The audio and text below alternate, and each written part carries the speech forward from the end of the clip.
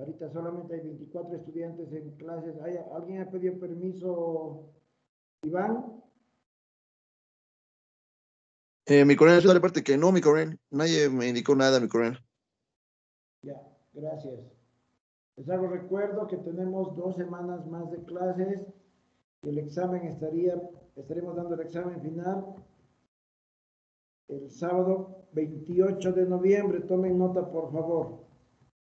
El día de mañana voy a indicar qué trabajos van a hacer para la unidad 9. Como ya les indiqué anteriormente, vamos a basarnos en un libro que se encuentra en la biblioteca virtual de la escuela, que es una guía práctica, como indica el título, sobre la integración de los sistemas. Hemos visto bastante, hemos hecho énfasis en todo lo que corresponde a los sistemas. Lo único que queda es que ustedes apliquen esa parte en el trabajo que van a realizar. Muy bien, voy a compartir la presentación, por favor.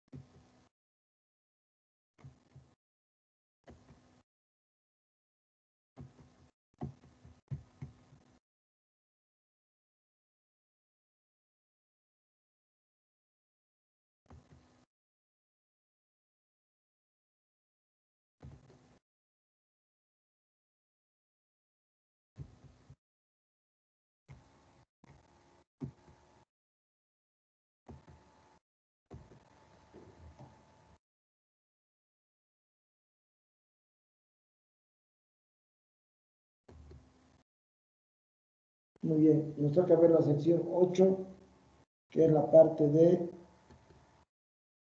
operación. Perdón. El primer punto de esta sección es la planeación y control operacional. La organización debe planear, implementar, controlar, mantener y actualizar los procesos necesarios para cumplir con la elaboración de productos inocuos, productos que no sean dañinos para la salud del consumidor. Y debe implementar las acciones correspondientes mediante el establecimiento de criterios de los procesos, implementación de control de los procesos, el mantenimiento de la información documentada, que es un punto esencial que a lo largo de todas las normas se repite. Se debe documentar todo lo que se realice y aparte de documentar se debe resguardar esa información, tener los archivos correspondientes. Es algo que se recalca, no se olvide que desde las buenas prácticas de manufactura, un mandamiento es que todo se debe documentar.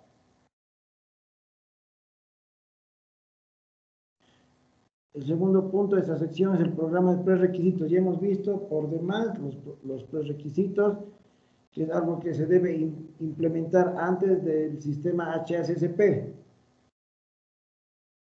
En la bibliografía que pueden consultar, enumera una gran cantidad de prerequisitos, todos enfocados de acuerdo al tipo de organización. En esencia hemos quedado en 2, que considero que engloba todo, que son las buenas prácticas de manufactura y los procedimientos operativos estandarizados de saneamiento. Es lo que nosotros consideramos como prerequisitos. Nos dice en la bibliografía que pueden consultar, hay bastante discretación, o sea, como detalle de estos prerequisitos. Cada organización, de acuerdo al tipo de organización, tiene diferentes prerequisitos. Si son cárnicos, solamente consideramos buenas prácticas pecuarias. Hay también el control integrado de plagas, de cultivos, si se procesan vegetales y demás. Es de acuerdo a los requerimientos de cada organización. Pero se resumen en dos. BPM y los POEs. Estos prerequisitos deben ser apropiados por la organización, de acuerdo al tipo de producto que se elabora, se procesa, de acuerdo al tamaño y al tipo de operación. Debemos implementar unos prerequisitos que sean de acuerdo a nuestras exigencias. No podemos implementar, hemos dicho que no se puede copiar de una planta similar o de una planta de la misma empresa que produce el mismo producto, no es copiar. Hay diferentes factores que determinan qué vamos a aplicar y cómo lo vamos a aplicar. Estos prerequisitos se deben aplicar a través de todo el sistema de producción. Deben ser aprobados, deben estar validados. Eso es importante. Cuando hablamos de los prerequisitos, se habla de las construcciones, de los suministros de aire, agua, energía y otros servicios, control de plagas, desechos, aguas residuales. Todo eso se debe considerar. El siguiente punto, 8.3, el sistema de rastreabilidad y trazabilidad. Hemos visto ya en las definiciones qué es trazabilidad. Un concepto que lo hemos manejado desde la primera clase, donde hemos visto los 10 principios para los sistemas. ¿Y cómo define esta norma la rastreabilidad o trazabilidad? Es la capacidad para seguir la historia, aplicación, movimiento y localización de un objeto a través de las etapas especificadas de producción, procesamiento y distribución. Como dice la historia, cuándo ha ingresado la materia prima, este insumo, este colorante, este saborizante, de dónde lo hemos adquirido, cuándo ingresó, quién lo recibió, si revisó, hay que verificar si revisó o no la materia prima recibida, los insumos recibidos. Es importante esta rastreabilidad, trazabilidad, porque si tenemos un problema con un alimento que se haya infectado, un documento que no es inocuo, que por ahí ya salió hasta el mercado, nos permite identificar dónde ha podido haber esa contaminación.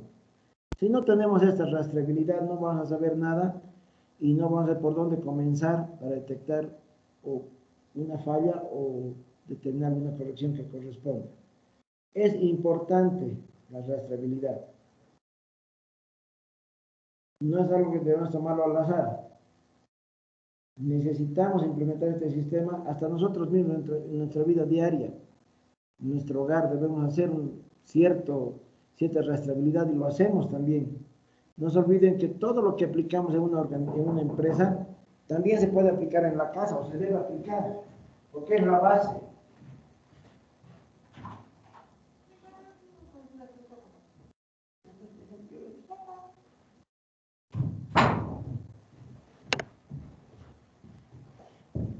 Continuando con el siguiente punto, preparación y respuesta ante emergencias. Las situaciones imprevistas, los incidentes que pueden haber en nuestra organización, un incendio, un cortocircuito, no se prevé. Tomamos las medidas para evitar, pero puede suceder por factores humanos, factores climáticos. Vamos a tener situaciones entre las que nos enfrentamos y debemos tener respuesta ante una emergencia. Es como debemos estar preparados ante un terremoto, ante un incendio, debemos saber por dónde evacuar, es lo mismo que debe pasar en una empresa. Y además es lo mismo que nosotros debemos hacer. Como les digo, eso también se refleja en la vida diaria. En este punto de preparación y respuesta ante emergencias, primero tenemos las actividades. La alta dirección debe asegurar, el debe no se olvide que es un requerimiento y una obligación. Debe asegurar que los procedimientos para responder a situaciones de emergencia potenciales o incidentes que puedan afectar a la inocuidad de nuestros alimentos que procesamos deben estar disponibles. O sea, todos debemos saber qué hacer ante un incendio. Debemos saber dónde está la puerta de evacuación. Y como siempre, se debe mantener la información documentada para administrar estas situaciones de incidentes. Hoy día sucede un incendio, debemos realizar las acciones que están establecidas en nuestros reglamentos, en nuestras normas, y después de que pasamos esta situación debemos documentar qué se hizo, qué falló. Por ahí no estaba determinado quién iba a utilizar el extintor, o no hemos capacitado al personal. Entonces todo eso nos debe servir, el documentar estos hechos nos debe servir para tomar unas acciones correctivas, y que la próxima vez que suceda algo similar no cometamos los mismos errores. El siguiente punto es administración de emergencias e incidentes. La organización debe responder a situaciones e incidentes de emergencias reales. Debemos saber qué realmente puede pasar. Debemos asegurarnos que se identifiquen los requerimientos legales y reglamentos que debemos aplicar. Comunicación interna, importante decirles, señores, vamos a hacer un simulacro de incendio, un simulacro de terremoto, entonces todos deben saber qué hacer. Pareciera algo que no es necesario, pero en una situación dada, la gente no sabe por dónde va a ir, qué va a hacer, qué no va a hacer. Entonces es importante decirles qué deben hacer. Ahí ahorramos recursos, evitamos incidentes mayores, porque si el personal no sabe cómo proceder ante un incendio, puede haber una estampida, puede haber unos efectos mayores. Entonces, es lo que debemos evitar. Justamente todo esto, capacitar y preparar al personal para esto. El siguiente punto, 8.5, control de peligros. Primeramente consideramos los pasos preliminares para permitir el análisis de peligro. Hemos visto en el sistema HACCP cómo se hace el análisis de peligros. Es una matriz en que se usan dos variables, con la finalidad de determinar qué tan significativo es este peligro. Pero lo que no debemos olvidarnos, todo lo que hemos visto en las unidades pasadas, les he dicho que es base también para lo que estamos viendo ahora. Entonces, en incendios se usan dos variables de lo que es la severidad y en cuánto tiempo puede darse, o si es que puede darse ese peligro o no. Es importante que tengamos en cuenta estos puntos de cómo debemos identificar o analizar los peligros. Si no podemos analizar los peligros, no sabemos, estaríamos un poco volando y no estaríamos cumpliendo lo que nos exige la norma o el sistema HACCP, que previamente deberíamos haberlo implementado en nuestra organización.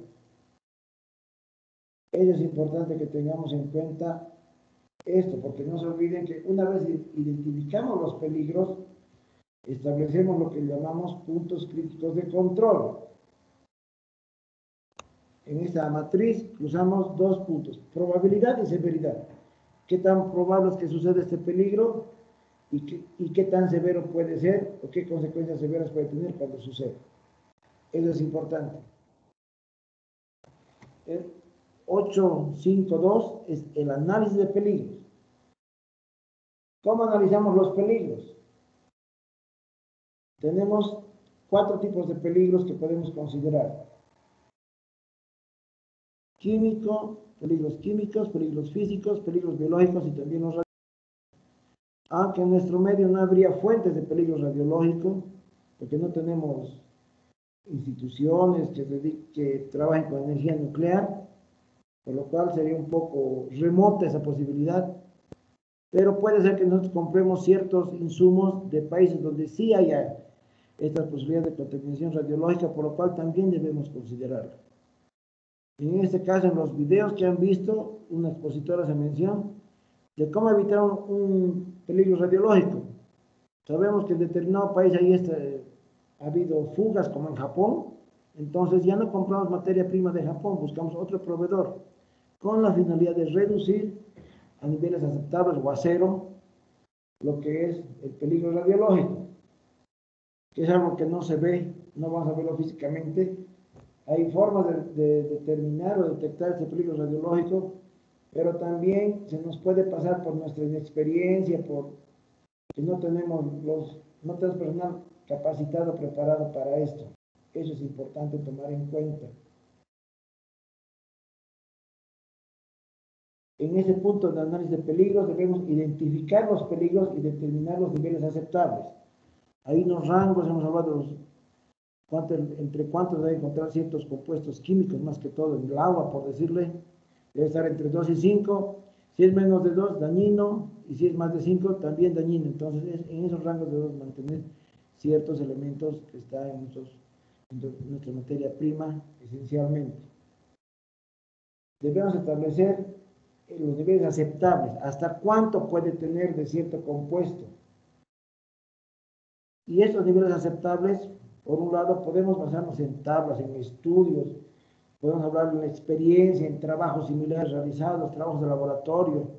Puede ser que no tengamos un dato de la OMS o de la OPS o del Ministerio de Salud, en este caso en Bolivia, referente a los niveles aceptables de cierto compuesto, porque quizás es un compuesto nuevo o nunca ha habido un estudio que indique qué porcentaje, qué cantidad debe haber en el agua o en los alimentos. Entonces recurrimos a expertos, podemos contratar personal externo que nos ayude en esta parte de tener los niveles aceptables.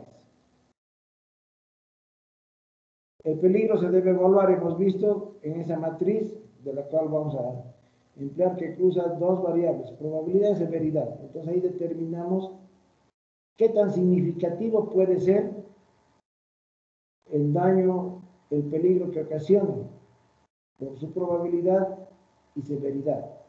Y como veíamos en la anterior unidad didáctica, esto debe estar basado con una fuente científica y teórica, no es algo al azar que nos pareciera que puede ser así. Debe tener un sustento sólido. El 8.5.3, el punto es validación de las medidas de control y combinación de medidas de control. Una vez que establecemos nuestras medidas de control, deben ser validadas. ¿Y qué es validar? Es ser aprobadas, deben ser puestas en práctica y debemos ver de que realmente cumplan el efecto o tengan el resultado que esperamos. Por lo cual, mientras no validemos una medida de control, no sabemos si realmente es efectiva. Puede quedar simplemente una medida que consideramos que es muy buena, pero resulta que al momento de aplicarla no tenemos el resultado que esperamos, por lo cual no puede ser validada y tendría que ser rechazada, modificada e implementada en otro punto, o quizás con medidas más, con niveles más rígidos que permitan obtener el resultado deseado. Y la validación pasa por la aplicación y ver si realmente funciona. Antes de implementar, hacemos una prueba piloto, vemos si la materia prima, después de haber pasado, o el producto del proceso, después de haber pasado por ese punto, ya no tiene el elemento contaminante o ha sido reducido a niveles aceptables. O también podemos tomar la decisión de combinar medidas de control. No puede ser solamente una, podemos poner 2 o 3 si fuera necesario, todo con la finalidad de obtener el resultado esperado. El punto 8.5.4, el plan de control de peligros, plan HACCP, APPCC o PPRO. Hemos hablado qué son los programas de prerequisitos operacionales. Como dice un expositor en un video, vuelvo a repetir, que ustedes han visto, indica que son primos cercanos de los PPR. Un momento, por favor.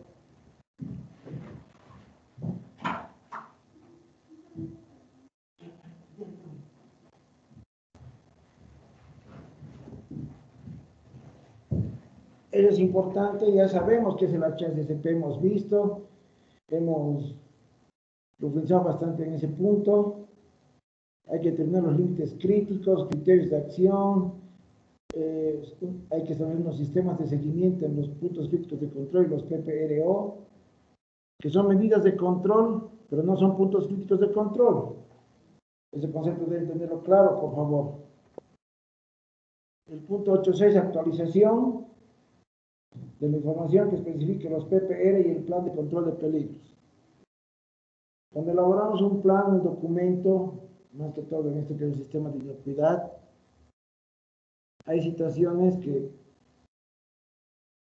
nos exigen modificaciones, cambios, correcciones, ampliaciones, reducciones, todo lo que sea necesario. Debe estar totalmente actualizado, es importante que lo tengamos al día. Hay que hacer un control también del seguimiento y la medición. Establecemos medidas de seguimiento y la medición. Si determinamos que el operario cada hora debe tomar medidas, debe controlar la temperatura en determinado proceso, debemos ver que realmente lo haga el operario y lo registre en una planilla que esté firmada sabiendo quién es el responsable. Es parte también de la trazabilidad. Y hay que controlar que se haga ese seguimiento y esa medición. No solamente decir haga y de pronto nunca controlamos. Hay que hacer una verificación relacionada con los PPR y el plan de control de peligros. Volvemos lo mismo, es haciendo un hincapié, haciendo una complementación de los puntos anteriores de lo que son los PPR y el plan de control de peligros. ¿Qué buscamos con las actividades de verificación? Confirmar que los PPR se han implementado y que son eficaces, que el plan de control de peligros se implementa y es eficaz, es lo más importante. Tenemos, como digo, la verificación, comprende el análisis de los resultados de las actividades de verificación. Tenemos el 8.9, control de las no conformidades del producto y del proceso. ¿Qué hacemos con conformidades? Siempre vamos a tener no conformidades. Difícilmente nuestro producto va a ser 100% perfecto, o sea, 100% todos aceptables. Tendría que ser muy buena nuestra implementación, pero siempre algo se va a escapar. No se olviden que el ser humano no comete errores, se puede atrasar en un control y puede ser que la materia prima, el producto de proceso no ha sido controlado como se debe y tenemos lotes que debemos desechar. Debemos controlar esas no conformidades, debemos saber, volvemos a la trazabilidad, dónde ha sido el error, si la materia prima venía de un proveedor, debemos ver si es la maquinaria o es el proveedor o la materia prima, el insumo, el operario, todo eso debemos identificar. Y debemos saber qué hacer con las no conformidades del producto y del proceso. Comprende generalidades, correcciones, qué correcciones debemos realizar. Una vez que identificamos una no conformidad, hay que hacer correcciones. Por supuesto, en algo no está ajustado. Habrá que ajustar más. Hay que determinar la causa de las fallas, identificar los productos afectados y su manipulación, porque no se olviden que uno de los principales factores de contaminación es la manipulación como seres humanos. Debe haber acciones correctivas. Como les digo, deben responder a la necesidad que tenemos de evaluar los puntos críticos de control y a los criterios de acción de los PPRs si no se cumplen.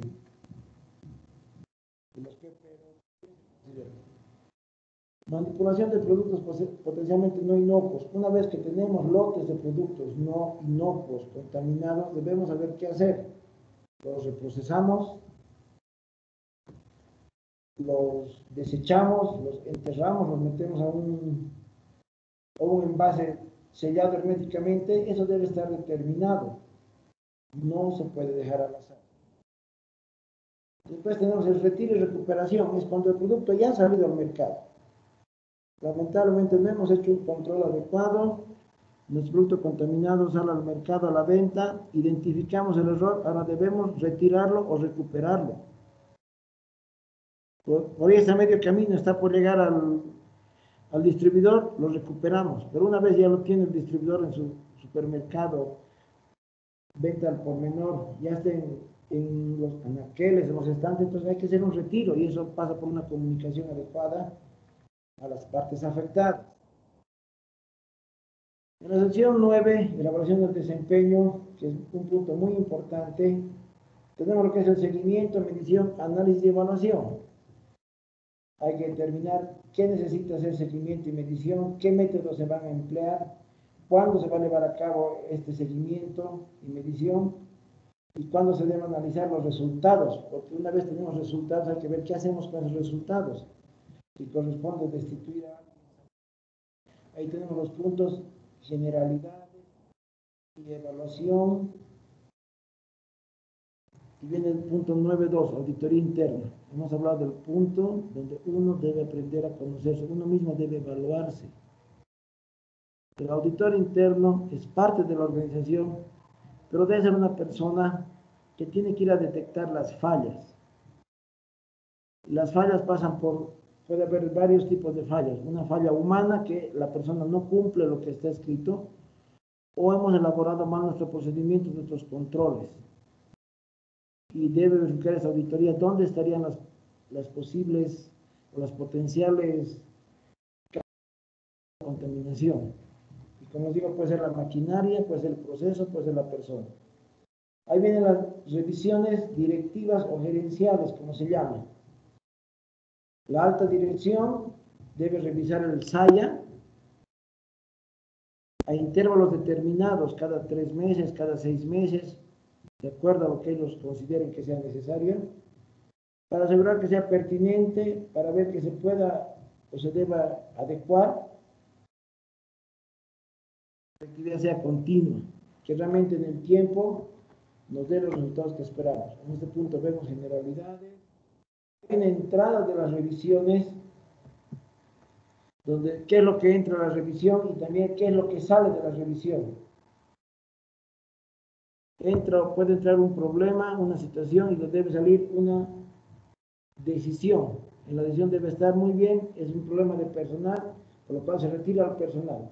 Es un problema de la máquina, buscaremos otra máquina, adquirimos otra máquina, eso ya decide la empresa. Es lo que debemos ver. Y para terminar tenemos la sección 10, que es la mejora. En este punto volvemos a ver lo que son las no conformidades y acciones correctivas. Cuando ocurra una no conformidad, la organización debe reaccionar ante la no conformidad y, según corresponde, debe tomar acciones para controlarla y corregirla, o hacer frente a las consecuencias. Puede ser que podamos corregirlo, pero puede ser que ya salió de nuestras manos y no podamos hacer ninguna corrección.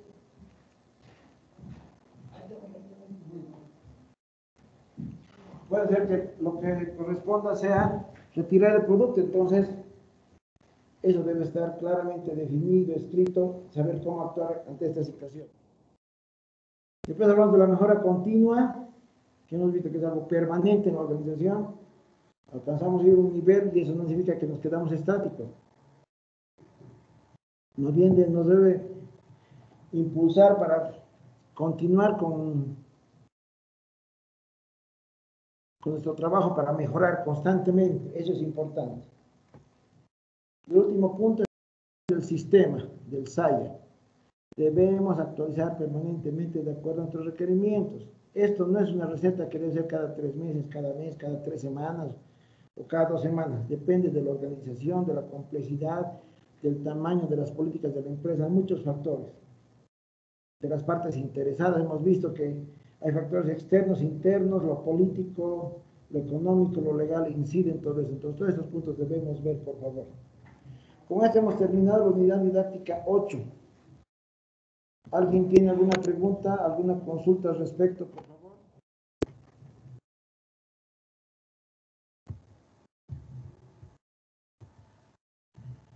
El día de mañana comenzamos con unidad didáctica 9, donde les voy a dar los trabajos que deben presentar, por favor. Las fechas ya están establecidas y deben dar estricto cumplimiento a eso para concluir la asignatura. Tenemos 2 semanas más de clases y con eso estaremos terminando, por favor, de acuerdo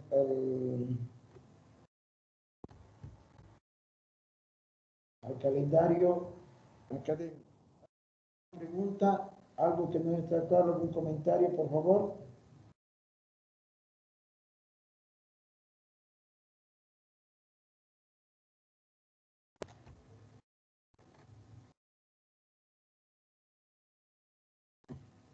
Iván, ¿te han dado todas sus exposiciones de la motivación?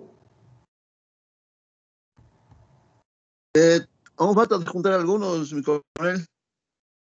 Ya, hay que ver eso, por favor, todos deben entregar.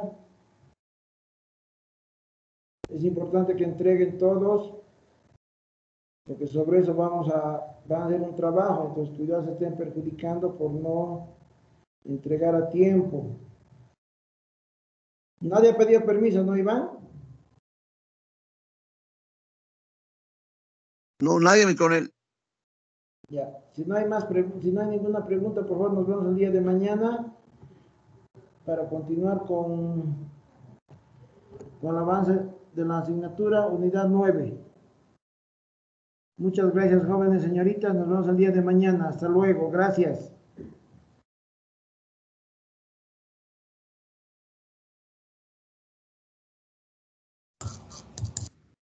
Hasta luego, coronel. Hasta mañana, mi coronel. Hasta mañana, mi coronel.